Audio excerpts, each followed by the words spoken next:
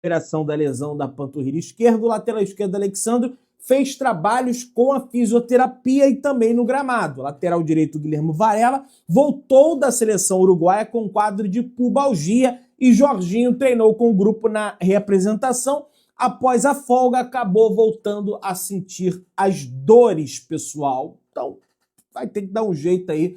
Filipe Luís tem o Carrascal, tem essa galera toda aí disponível, né? O próprio De La Cruz, que andou lesionado durante um bom tempo, está disponível aí pelo Filipe Luís. Pessoal, a equipe do Mirassol, é sabido de todos nós aqui, foi uma das equipes que mais dificultou a vida do Flamengo no Maracanã nesse ano. Foi 2-1 magro do Flamengo. Equipe muito bem treinada do Mirassol. Em entrevista ao jornalista Duda Garbi, o Francisco da Costa, que jogou contra o Flamengo, né, quando ele atuava pelo Bolívar, pela Copa Libertadores da América no ano passado, até fez gol no Flamengo, não poupou elogios ao elenco do Flamengo, ao Flamengo. Ele falou: a gente foi lá, perdeu e eu fiquei meio frustrado. Falei, a gente podia ter conseguido um empate. Quando eles tocaram 8 no Vitória, eu falei, vamos agradecer. Eles até abriram 2-0, mas a gente descontou. Mas assim, honestamente também, o jogo foi controlado pelo Flamengo. Por mais que a gente tenha performado bem, é um time que controla principalmente lá no Maracanã. O Jorginho deu um tiro no De Arrascaeta. Quando esse passe entra, quem está marcando vê que é um gatilho de pressão. O passe é ruim, está apertado. Ele jogou de calcanhar, o Plata devolveu de ombro. Aí tu tem que tocar um violino e apreciar. Vai pressionar como? Tudo tem solução, pô. Mas é difícil jogar contra eles, falou o Chico da Costa, elogiando aí a atuação do Flamengo contra o Mirassol e, de certa forma, a atuação do Flamengo também diante da equipe do Vitória. De Arrascaeta recebeu o prêmio de melhor jogador do mês de agosto, pessoal, do Campeonato Brasileiro. O uruguaio segue em ótima fase, atuando mais próximo ali do gol, né, de acordo com as instruções do técnico Filipe Luís. Em função disso, vem proporcionando vários gols aí para todos nós rubro-negros durante esse ano e recebeu o prêmio de jogador do mês no CT Ninho do Urubu. Parabéns, De Arrascaeta, você é merecedor desse prêmio, que certamente vai contar lá na frente, né? Para quem sabe estar na seleção do campeonato, ser o melhor jogador do campeonato. Ê, Botafogo!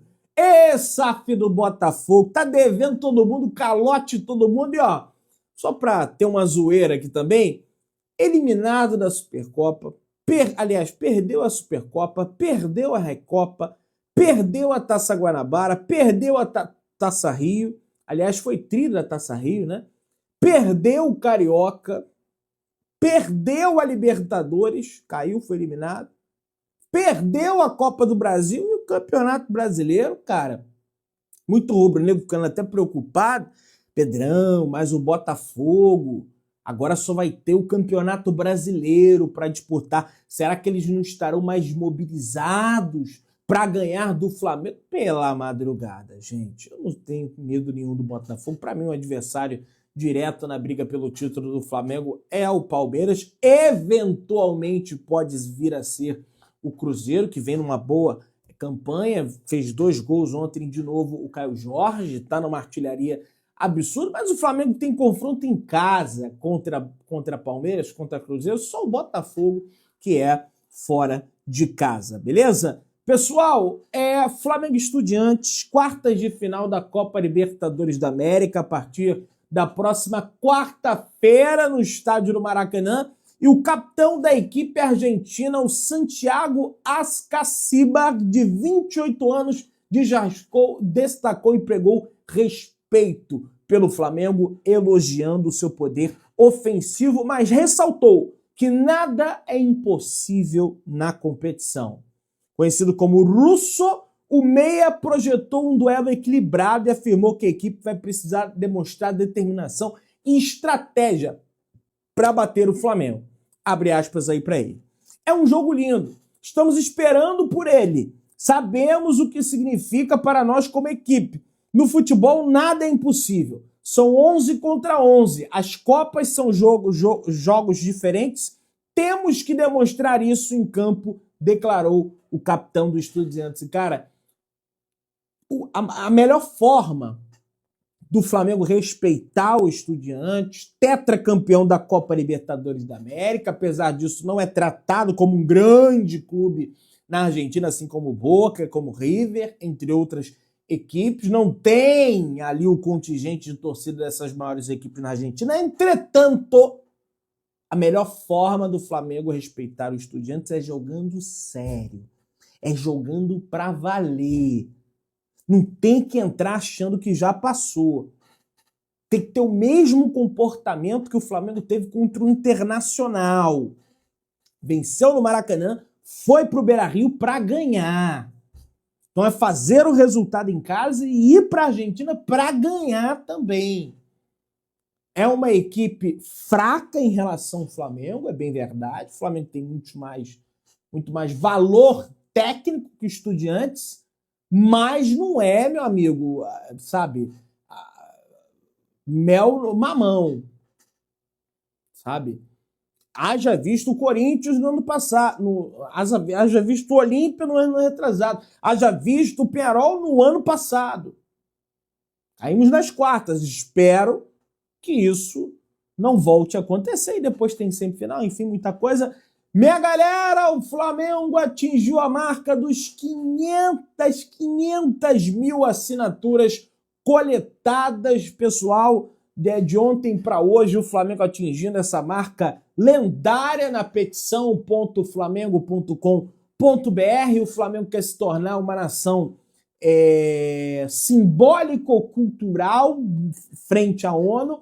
E para isso, logicamente, é exigido um número gigantesco de assinaturas para demonstrar relevância, né, ao Flamengo, o número de pessoas que segue o Flamengo, que é torcedor do Flamengo, e o Flamengo já chegou a essa incrível marca de 500 mil de assinaturas. Se você ainda não assinou, vai lá na petição.flamengo.com.br, deixa a sua assinatura, porque cada assinatura é muito importante, beleza? Jornalista compara Flamengo a uma mãe e diz que deveria apenas aceitar a pena de Bruno Henrique. Cara, é um negócio impressionante, né? Uma história da carochinha dessas. Nós temos aí, né, o Bruno Henrique condenado pelo Superior Tribunal de Justiça Desportiva, STJD, a 12 jogos, mais a multa de 60 mil reais. O Flamengo já ingressou com um recurso na corte do pleno do STJD. Além disso, o clube tenta o efeito suspensivo já para ter o jogador em campo no duelo diante da equipe do Juventude. Entretanto, meus amigos, eu vou colocar aqui o meu querido óculos da treta, apesar de eu precisar do meu óculos para ler, mas vou tentar fazer um esforço aqui para ler a pauta. Um jornalista chamado Robson Morelli, tá? Em depoimento curioso, discordou da atitude. Vamos ver aqui o que ele disse. A diretoria do Flamengo perde a chance de se orientar com silêncio. De não se envolver, apenas aceitar. Assim bastava deixar que a justiça tomasse, como tomou, as devidas providências. Mas o Flamengo quer mudar isso com efeito suspensivo para ter o atleta em campo. Outros jogadores menos famosos pegaram um gancho de 2 anos ou então até mesmo o banimento do futebol. Meu amigo, deixa eu te falar uma coisa. Primeiro, o Flamengo não é uma mãe. E uma mãe, por mais que repreenda o seu filho, evidentemente, pelos seus erros, ela sempre é uma leoa para defender o seu filho. Ela quer repreender, mas se os outros repreenderem, ela fica com raiva. Agora, o Flamengo não tem nada a ver com mãe, e é direito do Bruno Henrique ter o contraditório. É direito do Bruno Henrique ter ampla defesa. Haja visto que o procurador, a pena atribuída ao Bruno Henrique, ela quase foi prescrita. Os próprios auditores do STJD estavam em discordância antes de entrar no mérito da situação. Ainda na etapa preliminar do julgamento do STJD, foi 3-2. 2 votaram pela prescrição do processo e 3 votaram pela não prescrição do processo. Então aí você já vê que teve contraditório. E você não deve jamais comparar a situação de outros atletas que foram suspensos por anos, eventualmente até banidos do futebol com o caso do Bruno Henrique, porque são casos completamente diferentes. O Bruno Henrique não prejudicou o Flamengo, ponto. No caso, o próprio Flamengo solicitou ao Bruno Henrique que ele tomasse o cartão amarelo.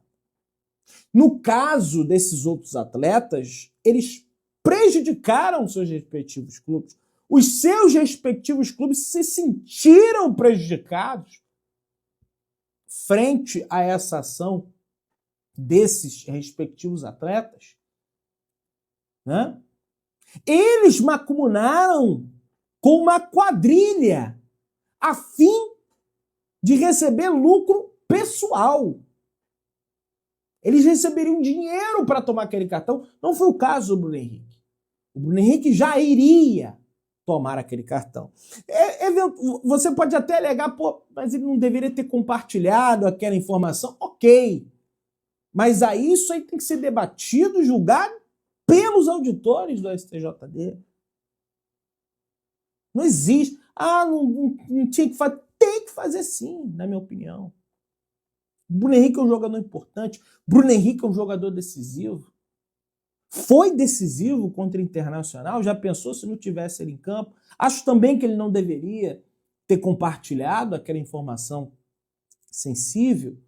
Mas daí você dizer que, não, porque o Flamengo não deveria fazer nada, tinha que ser igual uma mãe, eu entendi o que você quer dizer. Uma mãe sempre vai repreender o seu filho quando ele está errado.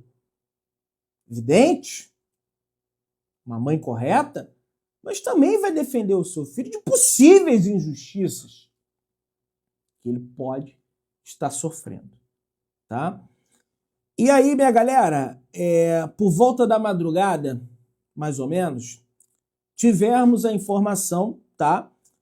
O acórdão, que eu já expliquei aqui, o acórdão é uma espécie de documento, pelo que eu estudei, não sou jurista, não sou, enfim, tenho até interesse pela área, mas sou jornalista e sou criador de conteúdo e tenho orgulho disso, então corro atrás das situações. O acórdão é um documento do qual ficam registrados nele toda a ação do julgamento do Bruno Henrique, as condenações, as motivações, enfim, tudo isso.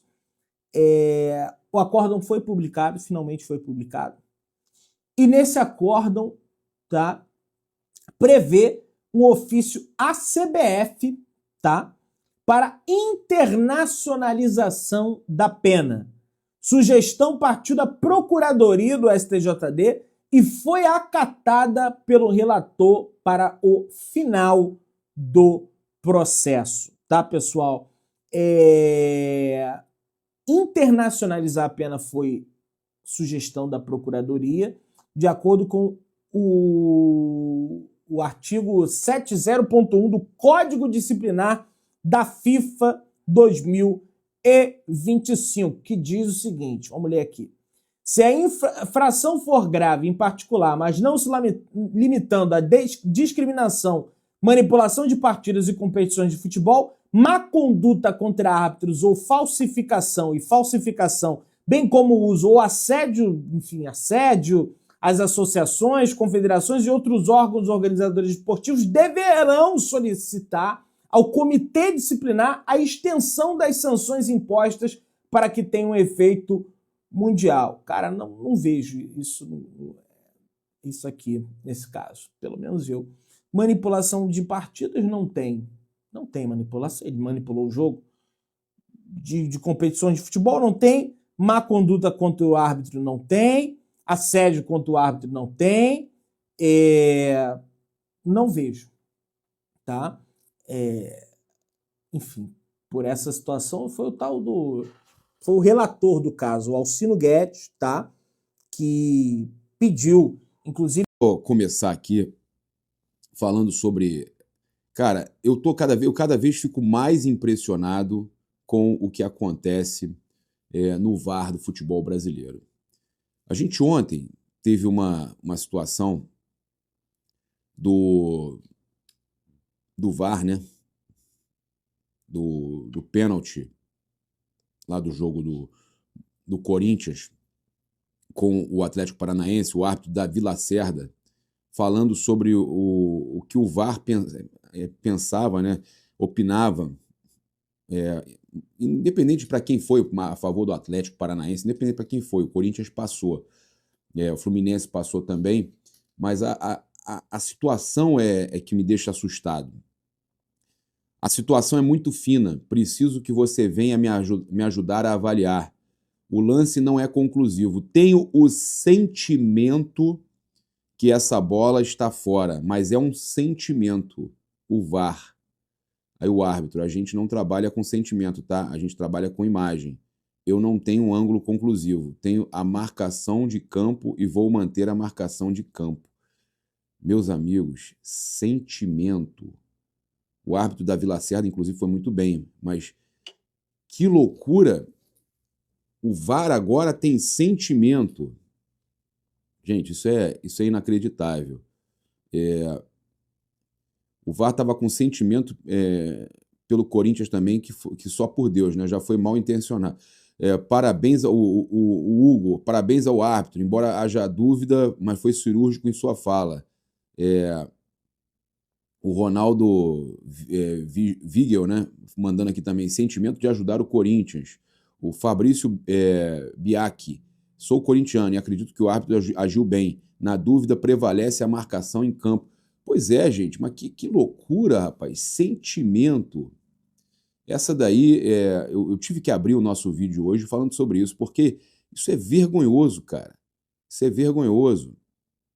E, cara, uma outra situação aqui também importante da gente estar falando aqui, cara, os torcedores do Flamengo todos aí opinando com relação à questão do Internacional, né? Deixando os torcedores do Flamengo muito revoltados com relação à questão do não pagamento do Internacional.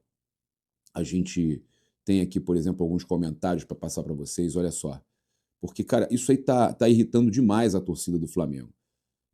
O Johnny Oficial mandou aí, Johnny MPC Oficial, se fosse o contrário, só Jesus na causa. Todos contra o nosso time, Jesus.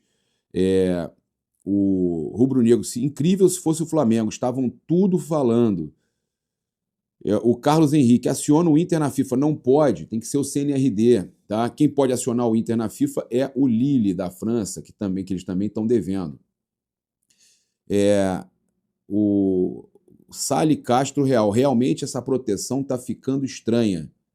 Na verdade, não é proteção, é perseguição com o Flamengo. O José Santos, se a instituição fosse séria, já tinha resolvido isso. Assim fica fácil comprar e não pagar. Se tivesse uma lei rigorosa em que o clube que compra não pode não pagar, se fosse punido, já tinha dado jeito nessa situação. Concordo. É um absurdo esse CNRD, não tem pulso, não tem nada. Os caras esperarem passar um tempão para recorrer, justamente para você não ter ali a resposta rápida e ganhar tempo. Absurdo, gente, absurdo. Etienne falando que tá chatão, não tem outro caminho não, só esse circo do CNRD que resolve isso, exatamente. Só esse circo do CNRD que resolve isso. Infelizmente é isso. Aí vem um torcedor aqui que deve ser do Inter, devo, não nego, pago quando quiser e botando o bonequinho rindo. É assim que eles pensam, tá?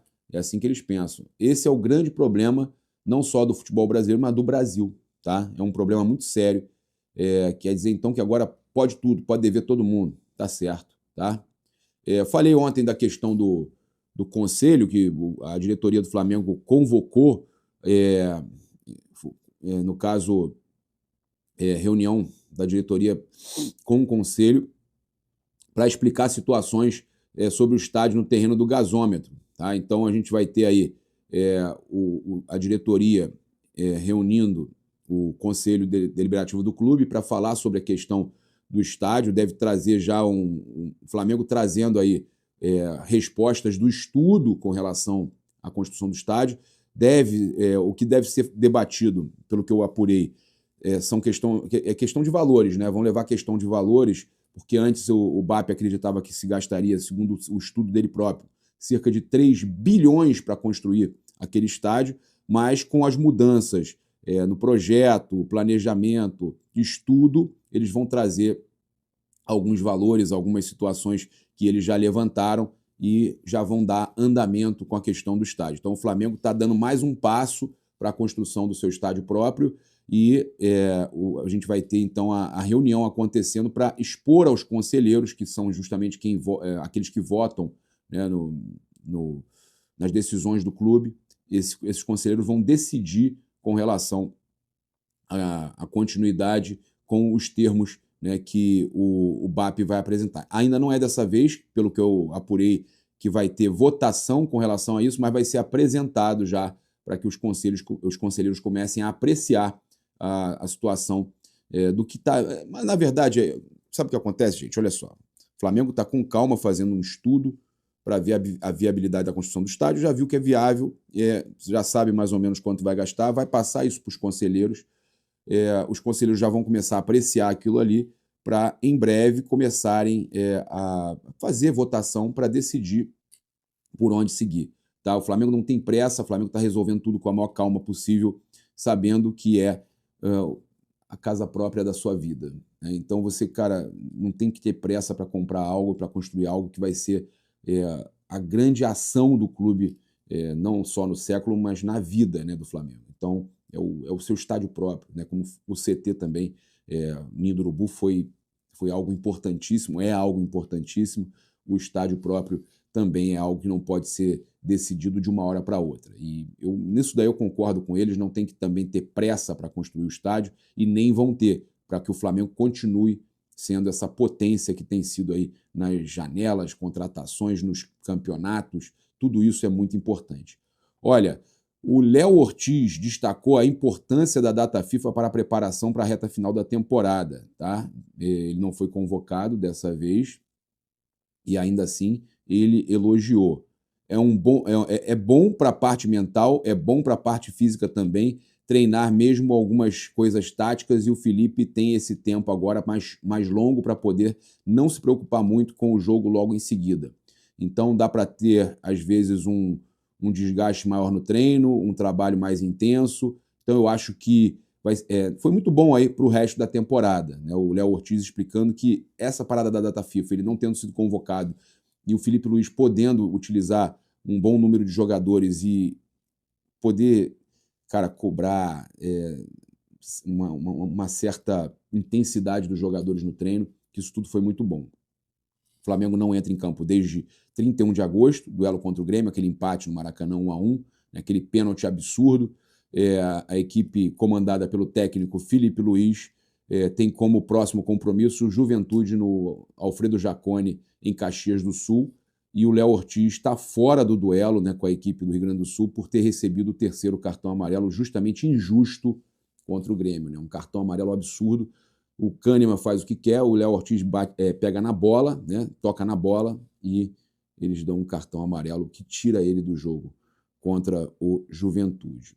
Olha, a gente tem aí a FIFA anunciando as datas oficiais da Copa Intercontinental 2025, o Mundial de Clubes, né? É o Mundial de Clubes anual. A competição se inicia no dia 14 de setembro com o duelo entre Pyramids, do Egito, e Auckland City, da Nova Zelândia. A partida será disputada no Cairo, no Egito. Tá? Já no dia 23 de setembro, o primeiro troféu estará em jogo, a Copa África, Ásia, Pacífico, com um duelo entre Al Ahly, da Arábia Saudita, e o vencedor de Pyramids e Auckland City. Essa partida será disputada em Jeddah, na Arábia Saudita. No dia 10 de dezembro será disputado o Derby das Américas. Na ocasião, o campeão desta edição da Libertadores enfrentará 10 de dezembro, tá, gente? Junto com o semifinal de Copa do Brasil. 10 de dezembro, disputado o Derby das Américas. Na ocasião, o campeão dessa edição da Libertadores enfrentará o Cruz Azul do México, tá? Então, o Flamengo, se ganhar a Libertadores, se chegar na final, for campeão da Libertadores, se Deus quiser, o Flamengo ganhando a Libertadores, ele enfrenta o Cruz Azul do México. Já sabe quem é o adversário no Mundial de Clubes, caso seja campeão da Libertadores. Tá? A sede da partida não foi divulgada pela FIFA ainda. Não se sabe aonde será o jogo, mas o jogo será entre o campeão da Libertadores e o Cruz Azul do México. Tá? Então, é o primeiro jogo do Mundial de Clubes definido. No dia 13 de dezembro, ocorrerá a Copa Challenger. Tá? Primeiro é o Derby das Américas, tá? Passou, que foi esse daí que o Botafogo perdeu para o Pachuca. Aí passou, vai para a Copa Challenger, entre o campeão do Derby das Américas e o vencedor da Copa África, Ásia, Pacífico, né? Que foi aquela que eu falei, que teve vai ser em Jeddah, né? Que é lá tem Pyramids, Auckland City, Al Ahly, e aí, cara, a gente vai saber disso aí mais pra frente, e aí se passar do Derby das Américas e da Copa Challenger, finalmente no dia 17 de dezembro é disputada a final da Copa Intercontinental. O vencedor da Copa Challenger enfrenta o Paris Saint-Germain da França. Então, o caminho já está todo definido no Mundial de Clubes, no caso no Intercontinental, que hoje não é de Intercontinental, não tem nada, é um verdadeiro Mundial que tem lá o Derby das Américas, Copa Challenger e a Copa Intercontinental, que são 3 finais, são 3 taças diferentes, que se Deus quiser, o Flamengo vai papar tudo, se Deus quiser, né, papar tudo. Olha só, então, com retornos aí de Arrascaeta e Varela, o Flamengo está realizando hoje, né, mais um dia de treino, né, nesta manhã no Ninho do Urubu. O Flamengo, então, está aí se preparando para esse jogo de domingo, tem mais 2 treinos aí, nesta sexta e no sábado, treino de hoje, 9h30 da manhã, e todos os treinos agora são pela manhã, e o Flamengo, então, no domingo, enfrentando o Juventude, viaja no sábado, né, após o treino, né, o Flamengo enfrenta eles lá no Alfredo Jaconi, em Caxias do Sul, buscando aí quebrar um tabu, né, cara? Flamengo com dúvida aí de Jorginho, Varela, cheio de desfalque, ainda tem o Eric Pulgar que vai fazer a tomografia amanhã, mas o Flamengo, então, acostumado a quebrar tabus desde 2019, tem mais um para derrubar contra o Juventude, né? A última vitória rubro-negra no Alfredo Jaconi aconteceu há 28 anos. Então, o Flamengo buscando aí quebrar mais um tabu. Tá? O Flamengo alcançou 16 feitos aí no recorde de 2019 até aqui, né? Por exemplo, encerrou 2 longos jejuns. Um deles foi a vitória sobre o Red Bull Bragantino em Bragança Paulista depois de 29 anos. O Flamengo tem quebrado tabus, hein? E desse ano, então, com o Felipe Luiz, o Flamengo tem quebrado tabus, tá? O outro foi a goleada sobre o Vitória, a maior do Brasileirão nos últimos 40 anos. Então o Flamengo está acumulando, o Flamengo de Felipe Luiz está acumulando quebra de tabus e recordes novos. Tá? Em 2019, o ano histórico das conquistas do Brasileiro e Libertadores, o time de Jorge Jesus derrubou 5 escritas. Olha só, então é importante, o Flamengo quando é campeão, ele quebra essas escritas. Vitória sobre o Grêmio em Porto Alegre pelo Brasileirão depois de 25 anos, isso aí abriu a porteira geral. O Flamengo tem ganho dos times no Sul. Foi também a primeira vitória na Arena do Grêmio, inaugurada em 2012. Vitória sobre o Atlético Paranaense na Arena da Baixada, quebrando um jejum de 45 anos, sem vencer deles lá em Curitiba. Vitória sobre o Botafogo no Newton Santos, depois de 10 anos, né, no Engenhão. Primeira vitória sobre o Palmeiras no Allianz Parque, inaugurado em 2014. Campeão da Libertadores depois de 38 anos. Campeão brasileiro e da Libertadores em um mesmo ano, pela primeira vez, feito antes alcançado apenas pelo Santos em 62 e 63. Então, o Flamengo quebrando sempre muitos tabus. Tem mais tabus e recordes, né, sendo batidos. Em 2020, comemorou o primeiro título internacional no Maracanã ao vencer o Independiente Del Valle na decisão da Recopa Sul-Americana. Vitória sobre o Santos na Vila Belmiro depois de 9 anos. Títulos em 2019 e 2020, voltou a ser bicampeão brasileiro depois de 38 anos. Em 2021, primeira vitória em jogo oficial em Quito, 3-2 sobre a LDU. Vitória sobre o São Paulo no Morumbi depois de 10 anos. 2022, primeira vitória em um jogo oficial contra o Avaí na Ressacada. Olha que, cara, que coleção que o Flamengo fez de 2019 para cá, quebrando tudo. É por isso que ganha muito título, né? Quebrando tabus que antes não conseguia, fazendo recordes que antes também não conseguia. 2023, a vitória sobre o Independiente Del Valle pela Recopa Sul-Americana, com 65.739 pagantes no Maracanã, foi o melhor público num jogo entre clubes no estádio desde a reforma de 2013, tá? Então, hoje a gente já tem mais público e tal, mas naquele momento, né, o Flamengo aí, a vitória sobre o Independiente Del Valle, teve 65 mil pagantes no Maracanã, melhor público e tal. 2024, maior sequência sem sofrer gols, 8 jogos desde 79, né? O Flamengo conseguiu essa maior sequência. Goleada por 8-0 sobre o Vitória, foi a maior goleada do Brasileirão desde 1984, isso 2025 já. Vitória sobre o Red Bull Bragantino, que a gente já falou. Então, cara, são tantos recordes e tantos tabus quebrados que a gente fica até impressionado, né, e imagina que mais um deve ser quebrado. E o Botafogo já abriu a porteirinha, né, já ajudou a gente, né, o Fabiano Bandeira, que faz a placar com a gente lá, sabe? O Botafogo já abriu aquela porteirinha ali, né, foi lá, ganhou do... Ninguém do Rio vai lá e ganha no Alfredo Jaconi o Juventude, o Botafogo já foi lá e abriu a porteirinha, então agora o Flamengo só passa o trator, né? Então, a gente tem aí essa notícia importante aí, né, também para passar para vocês, que